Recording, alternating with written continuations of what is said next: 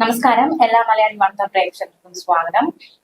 തിരുവനന്തപുരം വെള്ളറടയിലെ അതിക്രൂര കൊലപാതകം, സ്വന്തം പിതാവിനെ മകൻ വെട്ടിക്കൊലപ്പെടുത്തിയ സംഭവം, അത് ആ ഒരു നടുക്കത്തിൽ നിന്ന് ഇപ്പോഴും ആ കുടുംബം മുക്തമായിട്ടില്ല. കഴിഞ്ഞ ദിവസം നിർണായകമായ പല വെളിപ്പെടുത്തലുകളും സുഷമ എന്ന മാതാവ് നടത്തുകയുണ്ടായി. അക്ഷരാർത്ഥത്തിൽ നമ്മളെല്ലാം നടുക്കുന്ന, അതായത് ബ്ലാക്ക് മാജിക് എന്ന തലത്തിലേക്ക് വരെ കാര്യങ്ങൾ എത്തി നിൽക്കുകയാണ് ഇപ്പോൾ.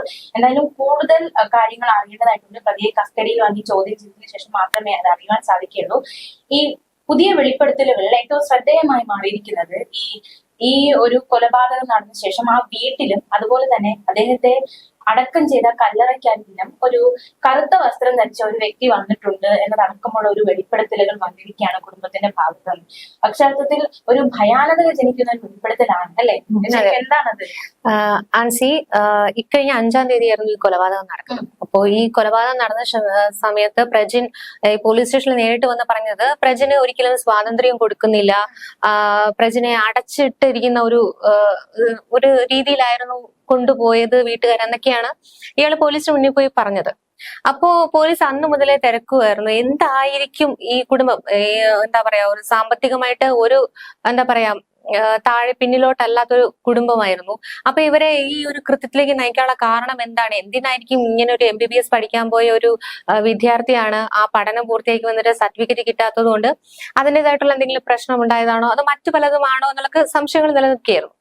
ഇപ്പൊ ഏറ്റവും ഒടുവിൽ വന്നപ്പോൾ അമ്മ വെളിപ്പെടുത്തിയത് ഇത് ബ്ലാക്ക് മാജിക് ആകാനാണ് ഇതിന്റെ ഒരു സാധ്യത എന്നാണ് അമ്മ പറയുന്നത്. ഇപ്പൊ ഈ അമ്മയുടെ ഈ വാക്കുകളെയും ശരിക്കും പറഞ്ഞു കഴിഞ്ഞാൽ ഈ ഒരു എന്താ പറയാ, കൂടുതൽ അതിന് തെളിവുകളായിട്ട് മറ്റു പലതും പുറത്തു വരികയാണ്. അതിന്റെ ഏറ്റവും ഒടുവിലത്തേതാണ് ഈ ജോസ് കൊല്ലപ്പെട്ടപ്പോൾ സഹോദരന്റെ മകൻ നാട്ടിലെത്തിയ ശേഷം സംസ്കാരം നടത്താനായിരുന്നു ഈ കുടുംബം പ്ലാൻ ചെയ്തിരുന്നത്. അപ്പൊ ഈ സമയം മൃതദേഹം മോർച്ചറിയിലാണ് സൂക്ഷിച്ചത്. അപ്പൊ ആ സമയത്ത് പ്രജിന്റെ മുറിക്കുള്ളിൽ കറുത്ത വസ്ത്രം ധരിച്ച ഒരു വ്യക്തി കയറിയത് പ്രജിലെ സഹോദരി നേരിട്ട് കണ്ടു എന്നാണ് വെളിപ്പെടുത്തൽ വന്നത്. പക്ഷേ പ്രജില മറ്റുള്ളവരുടെ ഇക്കാര്യം പറഞ്ഞ് ഇയാളെ തിരക്കിയെങ്കിലും അവിടെ അങ്ങ് ഇയാളെ കണ്ടിരുന്നില്ല. പിന്നീട് വീടിന് തൊട്ടടുത്തുള്ള ഒരു റബ്ബർ തോട്ടത്തിനടുത്തായിട്ട് ജോസിനെ സംസ്കരിച്ചിരിക്കുന്നത്. ഇവിടെയും കറുത്ത വസ്ത്രധാരിയായ മറ്റൊരാൾ എത്തിയതായിട്ട്, മെഴുകുതിരി കത്തിക്കാൻ എത്തിയ കുട്ടികൾ കണ്ടതായിട്ട് പറയുന്നുണ്ട്. അപ്പൊ ഈ വ്യക്തി ആരാണെന്നറിയാൻ കുടുംബം ശ്രമിച്ചെങ്കിലും ജോസ് കൊല്ലപ്പെടുന്നതിന് 2 ദിവസം മുമ്പേ ഇവിടുത്തെ CCTVകളെല്ലാം പ്രവർത്തനരഹിതമായിരുന്നു. അപ്പോ നിലവിലത് ബ്ലാക്ക് മാജിക് ആണോ, പുറത്തു നിന്നുള്ള മറ്റാരുടെയെങ്കിലും സ്വാധീനമാണോ ഈ കൊലപാതകത്തിലേക്ക് നയിച്ചെന്ന കാര്യത്തിൽ ഇപ്പൊ സംശയം നിഴലിക്കുകയാണ്. ഇപ്പൊ ശരിക്കും പറഞ്ഞാൽ ഇവരുടെ ബന്ധു പറയുന്നതെന്ന് വെച്ച് കഴിഞ്ഞാൽ ഇവന് ഈ സാത്താൻ സേവമായിട്ട് ബന്ധമുണ്ട് എന്ന് കുടുംബങ്ങളോട് ആരോടെങ്കിലും ഇത് ഷെയർ ചെയ്തിരുന്നെങ്കിൽ തീർച്ചയായിട്ടും ഈ പ്രജലിന്റെ സ്വഭാവം അവര് മാറ്റിയെടുത്തേനെ, അല്ലെങ്കിൽ മാറ്റിയെടുക്കാൻ കഴിയുമായിരുന്നു എന്നൊക്കെയാണ് ഇവർ പറയുന്നത്. അഞ്ജയെ, ഈ പപ്പേനെയും മമ്മീനെയും ഒക്കെ ഈ പ്രജല് ഉപദ്രവിക്കുകയായിരുന്നു. ഈ സംഭവമായിട്ട് നോക്കുമ്പോൾ ഈ ബന്ധുക്കൾ പല സംശയങ്ങളും ഉന്നയിക്കുന്നുണ്ട്. ഇവ പോലീസ് സ്റ്റേഷനിൽ ആദ്യം എത്തി പറഞ്ഞത് സ്വാതന്ത്ര്യം കൊടുത്തില്ല, അടച്ചിട്ട് വളർത്തുന്നു എന്നൊക്കെയുള്ള മൊഴികളാണ്. പക്ഷെ അങ്ങനെയല്ലെന്നാണ് ഇവരെ അടുത്തറിയുന്ന കുടുംബ ബന്ധുക്കൾ വരെ പറയുന്നത്. ഈ പ്രജിലിന് ഒരു ജ്യേഷ്ഠൻ ഉണ്ടായിരുന്നു, 9ാമത്തെ വയസ്സിലാണ് മരണപ്പെട്ടത്. പിന്നെ അത് കഴിഞ്ഞൊരു 2 വർഷം കഴിഞ്ഞിട്ടാണ് ഈ പ്രജില എന്ന് പറയുന്ന സഹോദരിയും പിന്നീട് പ്രജിനും ഉണ്ടായത്. അന്ന് മുതൽ ഇവരെ വാത്സല്യത്തോടെയാണ് കുടുംബങ്ങൾ നോക്കിയിരുന്നതാണ് ഈ ബന്ധു പറയുന്നത്. നല്ല വിദ്യാഭ്യാസം കൊടുത്തു, പഠിക്കാനായിട്ട് ചൈനയിലേക്ക് അയച്ചു, എല്ലാം ചെയ്തു. അപ്പോ ഈ കറുത്ത വസ്ത്രം ധരിച്ച ഒരാൾ വന്നു വളരെ ഗൗരവകരമായിട്ടുള്ളൊരു വെളിപ്പെടുത്തൽ തന്നെയാണ്. തീർത്തും എനിക്ക് തന്നെ ഇപ്പൊ അത് കേൾക്കുമ്പോൾ ഒരു ഭയം തോന്നുന്നുണ്ട്. കാരണം ഇപ്പൊ ഓൾറെഡി പ്രജിന്റെ റൂമിൽ കണ്ട കാഴ്ചകൾ ഇന്നലെയൊക്കെ നമ്മൾ അറിഞ്ഞതാണ്. മുടി വെട്ടിയിട്ടിരിക്കുന്നു, അതുപോലെ തന്നെ മറ്റേ ഒരു മുട്ടയടിച്ച ആളുടെ കയ്യിൽ ഒരു തല ഇരിക്കുന്നു, അങ്ങനെ ഒരു ചിത്രം വരച്ചിരിക്കുന്നു. പിന്നെ കറുത്ത രൂപത്തിലുള്ള കുറെ പ്രതിമ കിട്ടുന്നു. മാത്രമല്ല വീട്ടുകാർ പറയുന്നു റൂമിന്റെ അകത്ത് നിന്ന് ചില ശബ്ദങ്ങളൊക്കെ കേട്ടു എന്ന് പറയുന്നു. അപ്പോ ആ ഒരു സാത്താൻ സേവ സംശയിക്കത്തക്ക രീതിയിലുള്ള കാര്യങ്ങളാണ് പ്രജിന്റെ റൂമിൽ നിന്നും കണ്ടതും അവരത് പുറത്തുവിട്ടു. അതെ, ഇപ്പൊ ഇവരുടെ ബന്ധു മുറിക്കുള്ളിൽ കയറിയപ്പോ ബന്ധുവും ഇതിനോട് ചേർത്ത് വയ്ക്കുന്ന കുറച്ച് കാര്യങ്ങൾ പറയുന്നുണ്ട്. അതായത് ഇവന്റെ മേശപ്പുറത്ത് ഒരു ചിത്രം ഉണ്ടായിരുന്നു, ഇവൻ കഴുത്തില് ഒരാളുടെ കഴുത്ത് അറുത്ത് തൂക്കിയിട്ടിരിക്കുന്നത്. പക്ഷെ ഇതുപോലെ തന്നെയാണ് അച്ഛന്റെ കൊലപാതകം ചെയ്തിരിക്കുന്നത്. ഈ പ്രജിൻ അച്ഛനെ ആദ്യം സോഫയ്ക്കുള്ളിൽ ജോസ് കിടക്കുമായിരുന്നു. കിടക്കുന്ന സമയത്ത് ആദ്യം നെഞ്ചിലായിരുന്നു വെട്ടിയത്. ഈ വെട്ടേറ്റ് ജോസ് പുറത്തേക്ക്, അതായത് അടുക്കള വഴി രക്ഷപ്പെടാൻ ശ്രമിക്കുമ്പോൾ ഈ അടുക്കളയിൽ കുറ്റി തുറക്കാൻ ശ്രമിക്കുന്ന ഇടയ്ക്ക് കൈക്ക് വെട്ടുകയായിരുന്നു. പിന്നെ തുടർന്ന് അങ്ങോട്ട് വെട്ടുവാണ്. അപ്പൊ മകനെ പിടിച്ചു മാറ്റാൻ അമ്മ ശ്രമിക്കുമ്പോൾ സാധിക്കുന്നില്ല. അപ്പൊ അമ്മ ഈ ഒരു ഗ്യാപ്പില് നാട്ടുകാരെ കൂട്ടാൻ വേണ്ടിയിട്ട് പുറത്തേക്ക് ഇറങ്ങി ഓടുകയാണ്. ഈ പുറത്തേക്ക് ഇറങ്ങി ഓടിയിട്ടും രക്ഷപ്പെടുത്താനാവാതെ വന്നപ്പോ വീട്ടിനകത്ത് കയറി വന്നപ്പോ കണ്ട കാഴ്ച എന്ന് വെച്ച് കഴിഞ്ഞാൽ ഈ അച്ഛനെ വെട്ടേറ്റ് നിലത്ത് കിടക്കുകയാണ്. ഈ അച്ഛനെ നിലത്ത് ഇരുന്നു കൊണ്ട് ഈ പ്രജില് കഴുത്ത് അറുത്തു. ഈ കഴുത്ത് അറുത്തിട്ട് പോയ പ്രജിൻ വീണ്ടും തിരികെ കയറി വന്ന പൾസ് ഉണ്ടോ എന്ന് ചെക്ക് ചെയ്യാണ്. അച്ഛന് ജീവൻ ഉണ്ടോ എന്ന് വീണ്ടും ചെക്ക് ചെയ്യണം. അത്രയ്ക്ക് ഭയാനകമായ ഒരു കാഴ്ചയ്ക്കാണ് സുഷമ അന്ന് സാക്ഷ്യം വഹിച്ചതും ഇത് കണ്ടതിന് ശേഷം ബോധരഹിതമായിട്ട് വീഴുകയുമായിരുന്നു. അത്രയും ഭയാനകതയാണ് ആ വീടിനുള്ളിൽ ഉണ്ടായത്.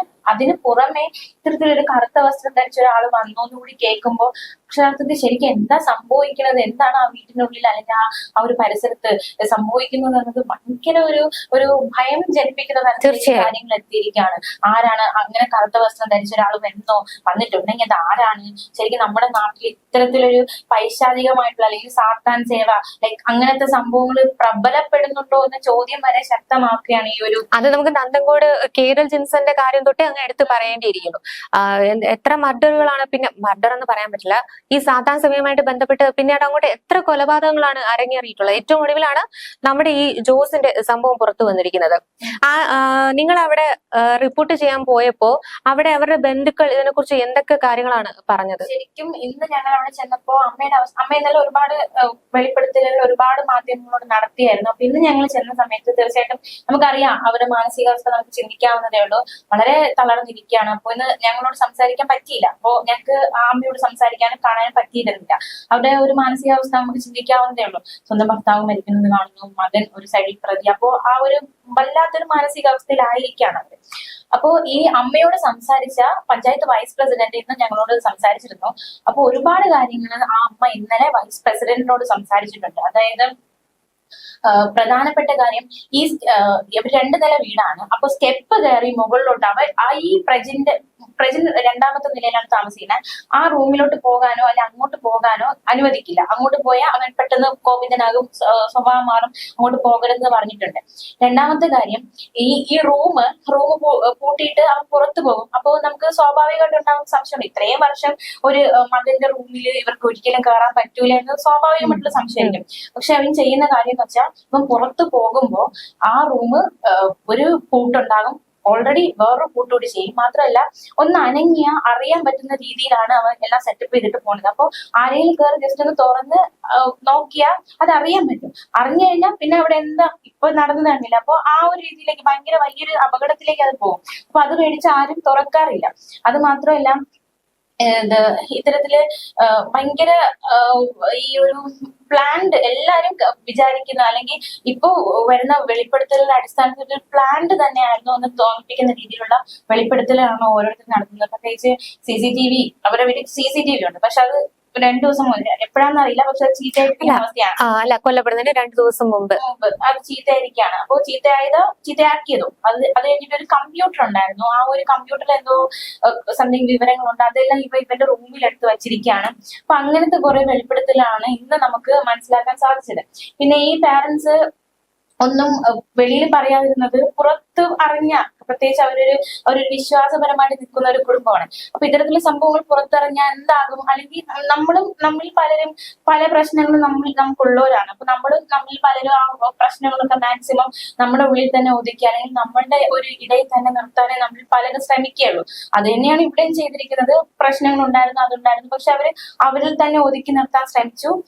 പക്ഷെ അത് ഒരു ഘട്ടത്തിൽ അത് കൈവിട്ട്. അല്ല, ഇതൊരു പ്ലാൻഡ് ആണെന്ന് പറയുന്നതിന് മറ്റൊരു വശം കൂടെയുണ്ട്. ഈ കൊല്ലപ്പെടുത്തുന്നതിന് മുൻപ് തനിക്ക് മാനസിക പ്രശ്നമുണ്ടെന്ന് വരുത്തി തീർക്കാൻ വേണ്ടിയിട്ട് ഈ മാതാപിതാക്കളെ കൊണ്ട് ഒരു സൈക്കാട്രിസ്റ്റിന്റെ അടുത്ത് പ്രജിൻ പോകുന്നുണ്ട്. പക്ഷെ പ്രജിന് ഒരു പ്രശ്നവും ഇല്ലെന്ന് പറഞ്ഞിട്ട് നേരെ ഡോക്ടർ വീണ്ടും തിരിച്ചു വിടുന്നുണ്ട്. അപ്പൊ ഇതൊക്കെ എന്താ പറയാ, മൊത്തത്തിൽ എല്ലാം കൂടെ നല്ല സ്റ്റഡി ചെയ്തതായിരിക്കും മിക്കവാറും. ഇത് ഒന്നുകിൽ പ്രജിൻ ചെയ്തത് അല്ലെങ്കിൽ പ്രജിനെ മറ്റൊരാൾ ചെയ്യാൻ പ്രേരിപ്പിച്ചതാകാം. എന്ത് തന്നെയാലും ഇതിന് മറ്റൊരു വശം കൂടെ ഇതിനകത്ത് ഉണ്ട്. പിന്നെ ഈ ബന്ധു പറയുന്നുണ്ട് ഇവന് സിനിമയിൽ അഭിനയിക്കാൻ ഭയങ്കര ആഗ്രഹമായിരുന്നു. അപ്പൊ സിനിമ പിടിക്കാൻ പോയതിനു ശേഷമാണ് ഇതിൽ ശരിക്കും മാറ്റം വന്നതെന്നൊക്കെയാണ് മാതാപിതാക്കളും പറയുന്നത്. ക്ഷമിക്കാണ് അമ്മ പറയുന്നത്. അപ്പൊ സിനിമ പിടിക്കാൻ 1.5 കോടി രൂപ അപ്പനോട് ഏറ്റവും ഒടുവിൽ അവൻ ആവശ്യപ്പെട്ടിരുന്നു. അപ്പൊ ഇവനെ ഭയന്നിട്ട് പൈസ ആയിട്ടില്ല എന്ന് പറഞ്ഞിട്ട് ജോസ് ഒഴിവാക്കാൻ ശ്രമിക്കുന്നുണ്ട്. പക്ഷെ വസ്തു പൈസ ആയിട്ടില്ല എന്ന് പറഞ്ഞപ്പോ മർദ്ദിച്ചു, അപ്പന്റെ മുഖത്ത് കാർക്കിച്ച് തുപ്പുന്നുണ്ട്. അപ്പോഴെല്ലാം ആ പിതാവ് കൈകൂപ്പി തലകുനിച്ച് നിന്നു കൊടുക്കുകയാണ്. ഒരക്ഷരം പോലും ആ പിതാവ് പറഞ്ഞിട്ടില്ല. അപ്പോ എന്താ പറയാ, മകൻ എന്നതിലുപരി ഒരു ഭയം, ഏത് നിമിഷം കൊല്ലപ്പെടും എന്നുള്ള ഭയം ഇവരുടെ മനസ്സിൽ തന്നെ ഉണ്ടായിരുന്നു. ആ ഭയമെല്ലാം ഉള്ളിൽ ഒതുക്കി കഴിഞ്ഞിരുന്ന കുടുംബമാണ് ഏറ്റവും ഒടുവിലായിട്ട്, അതായത് 28 വെട്ടാണ് അച്ഛന് ഏറ്റിരുന്നത്. അതിനേക്കാളും ഒക്കെയുള്ള വേദനകളാണ് ഈ മകൻ ഈ ഒരു 6-7 വർഷം കൊണ്ട് ഈ അമ്മയ്ക്കും അച്ഛനും സമ്മാനിച്ചിട്ടുള്ളത്. ഒരുപക്ഷെ അന്നത്തെ ദിവസം ഈ സഹോദരിയും ആ വീട്ടിലുണ്ടായിരുന്നെങ്കിൽ സഹോദരിയും കൊലപ്പെടുത്തും എന്നുള്ളത് ഉറപ്പായ കാര്യമാണെന്ന് ആ അമ്മ തന്നെ പറയുന്നുണ്ട്. അതുമാത്രമല്ല, ഇന്ന് നമ്മൾ സംസാരിച്ചപ്പോൾ നമുക്ക് അറിയാൻ സാധിച്ചത് ഈ എല്ലാ ആവശ്യങ്ങളും അവര് ഒരു ആവശ്യവും മുടക്കില്ലായിരുന്നു. ചോദിക്കുമ്പോൾ ക്യാഷ് കൊടുക്കാറുണ്ട്, കൊടുത്തില്ലെങ്കിൽ മേ ബി മറ്റൊരു രീതിയിലേക്ക് കാര്യങ്ങൾ എത്തും എന്നതുകൊണ്ടായിരിക്കാം. പക്ഷെ ഒരാവശ്യങ്ങൾക്കും കുറവില്ലായിരുന്നു എന്നാണ് നമുക്ക് മനസ്സിലാക്കാൻ സാധിച്ചത്. അല്ല, ഈ പൈസ ചോദിച്ചിട്ട് കൊടുത്തില്ല എന്നുണ്ടെങ്കിൽ അപ്പൊ തന്നെ ഈ മാതാപിതാക്കളെ പുറത്താക്കി കൂട്ടിയതിനു ശേഷം പ്രജല് തന്നെ ഈ വീട് മൊത്തം അരിച്ചു പറക്കും. പിന്നീട് ആ വീടിന് എന്ത് കിട്ടുന്നോ അതുകൊണ്ടാണ് പ്രജല് പുറത്തോട്ട് പോകുന്നത്. പിന്നെ പ്രജലിന് രാത്രി നിരന്തരം ഫോൺ കോളുകൾ വന്നിരുന്നു. ഈ ഫോൺ കോൾ വന്നതിന് ശേഷമാണ് പ്രജല് പുറത്തേക്ക് പോകുന്നത്. അപ്പം ഈ ഫോൺ കോൾ, അതായത് മറുതലയ്ക്കുള്ള വ്യക്തി ആരാണ് എന്ന് തിരിച്ചറിയേണ്ടത് നിർണായകം ഒരു വശമാണ്.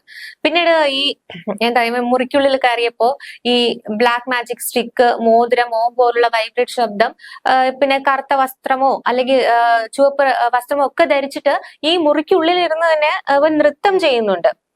അങ്ങനെ കുറെ വശങ്ങളൊക്കെ ഉണ്ട്. പിന്നെ അത് മാത്രമല്ല, പേപ്പറിൽ I am a psycho എന്നൊക്കെ എഴുതി സൂക്ഷിച്ചിരുന്നു. പിന്നെ മറ്റൊരാളെ കൊലപ്പെടുത്തി അയാളുടെ തലയും തലയോട്ടിയും ചങ്ങലയെ പുറത്ത് കഴുത്തിൽ അണിഞ്ഞിരിക്കുന്ന ചിത്രമാണ് ഏറ്റവും ഒടുവിലായിട്ട് ആ മേശപ്പുറത്ത് പ്രജല് സൂക്ഷിച്ചിരുന്നത്. പിന്നെ പ്രജല് കുറച്ച് ഇംഗ്ലീഷിൽ കുറച്ച് കാര്യങ്ങളൊക്കെ അതിൽ എഴുതി വെച്ചിട്ടുണ്ടായിരുന്നു. ഒരാള് 5 പേരെ കൊല്ലുന്നു. അതിൽ ആദ്യത്തെ ആളെ കൊല്ലുന്നത് ഞാൻ നേരിട്ട് കണ്ടു, ഇനി ബാക്കി 4 പേരെ ലക്ഷ്യമുണ്ട് എന്നൊക്കെയാണ് എഴുതി സൂക്ഷിച്ചിരിക്കുന്നത്.